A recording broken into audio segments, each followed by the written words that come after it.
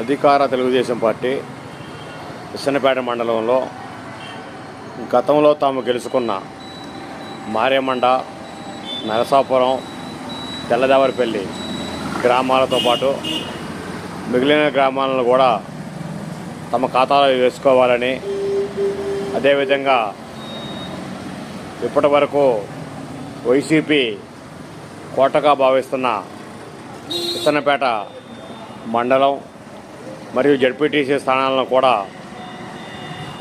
TDP వశం చేసుకోవాలని వాళ్ళు సాప కింద నీరుల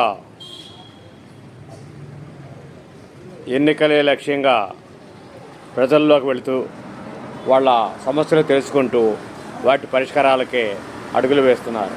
అదే సమయంలో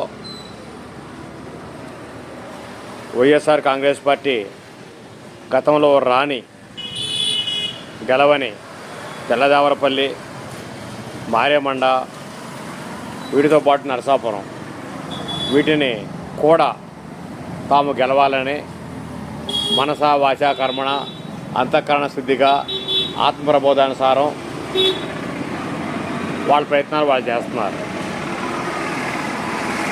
ఓటర్లు మాత్రానికి తమకు శ్మశాన వాటికి సంబంధించి విసన్నపేటలో ప్రభుత్వ వైద్యశాల వెనకమాల ఉన్న శ్మశాన వాటికకు ఇప్పటి వరకు ఎలాంటి సౌకర్యాలు లేవని, దహన షెడ్ లేదని, కర్మల భవనం లేదని, మినీ వాటర్ ట్యాంక్ లేదని, ఇలా అయితే ఎలా అని, రైతు బజారు లేదని, రేట్లు పెరిగిపోతున్నాయని, చేసే పరిస్థితి ఏం కనపడటం లేదని వాళ్ళు అనుకుంటున్నారు.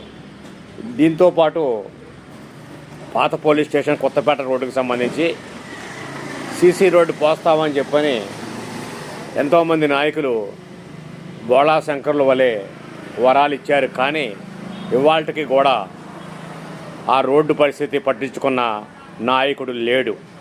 అది వైసీపీ అవ్వచ్చు, కూటమి అవ్వచ్చు, ఇంకెవరైనా కావచ్చు. ఓట్లప్పుడు మాత్రానికి మేము ఉన్నాం, మేము వేస్తాం, డ్రైనేజీలు వేస్తాం, డ్రైనేజీలు పోస్తాం, రోడ్లు పోస్తాం అని చెప్పేవాళ్ళే తప్ప చివరికి వచ్చేళ్ళకే నిరంతరం ఆ కొత్తపేట రోడ్డు అంతా కూడా నీటితో బురదమయం, డ్రైనేజీలో నీళ్లు రోడ్డు ఎక్కుతూ ఉంటాయి. కానీ పట్టించుకున్న నాయకుడు లేడు. ఓట్లు ఎవరు అడుగుతారో చూద్దామని వాళ్ళు కూడా సందు మొదట్లో కూర్చొనే ఉన్నారు. మరి ఏమవుతుందో చూడాలి.